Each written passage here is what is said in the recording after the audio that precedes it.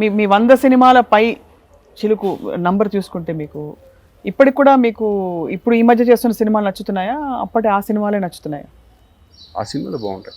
అవే కొన్ని ఆ టైంలో వచ్చిన సినిమాలు బ్యూటిఫుల్గా ఉన్నాయి. కొన్ని ఎందుకంటారు? ఇప్పుడు ఏంటంటే ఏమి తెలియట్లేదు. ఒక్కోసారి ఏంటంటే ఒక సబ్జెక్ట్ వింటున్నాము, ఆ సబ్జెక్ట్ ఆడియన్స్లోకి వెళ్తుందా పర్ఫెక్ట్గా, వాళ్ళు ఎలా రిసీవ్ చేసుకుంటారు అనేది తెలియట్లేదు. ఇంకోటి ఏంటంటే టెక్నికల్గా మారిపోయింది అంతా.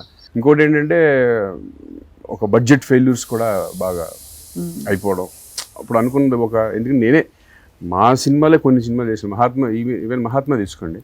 మహాత్మా కూడా కరెక్ట్గా ఫస్ట్ బడ్జెట్ సినిమా ప్రకారం అయితే కనుక సూపర్ హిట్ అంటే కమర్షియల్లీ అవును మామూలు బయట అప్లోడ్ వచ్చింది, నాకు అవార్డు రావడం, నంది అవార్డులు రావడం ఇవన్నీ ఓకే. బడ్జెట్ ఓవర్ బడ్జెట్ ఉన్న ఆ ఓవర్ బడ్జెటే మైనస్ అవుతుంది. నా 2-3 సినిమాలు కూడా అంతే, ఓవర్ బడ్జెట్ సినిమానే మైనస్ అవుతుంది అనమాట. మితంలో తీయడమే హితం. అంతే, 100% ఒళ్ళు దగ్గర పెట్టుకుని చేయడం బెటర్. ఒక విషయం అడుగుతాను శ్రీకాంత్ గారు, ఇంత పోటీ ప్రపంచం, సినిమా ఇండస్ట్రీలో ఇంకా పోటీ, కొత్త కొత్త థీమ్స్, కొత్త కొత్త బాణీలు, ఈ ఆఫ్ బీట్ సినిమాలన్నీ వచ్చేస్తున్నాయి. మీరు మాత్రం 100 సినిమాలు చేశాక కూడా అదే ఫ్రెష్నెస్ని మెయింటైన్ చేస్తూ ప్రతి సినిమాకి ఉత్సాహంగా ఉంటున్నారు. మీకు ఎలా సాధ్యం అవుతుంది? అంటే బోర్ కొట్టట్లేదని అడుగుతున్నాను. బోర్ కొడితే కనుక ఇంక మనం ఇండస్ట్రీలో వెళ్ళిపోవాలి. బోర్ కొట్టకుండా జాగ్రత్త పడాలి. అంటే మనం చేసే క్యారెక్టర్లు డిఫరెంట్ క్యారెక్టర్లు వచ్చినాయంటే ప్రతి క్యారెక్టర్ ఇంట్రెస్టింగ్గా ఉంటుంది.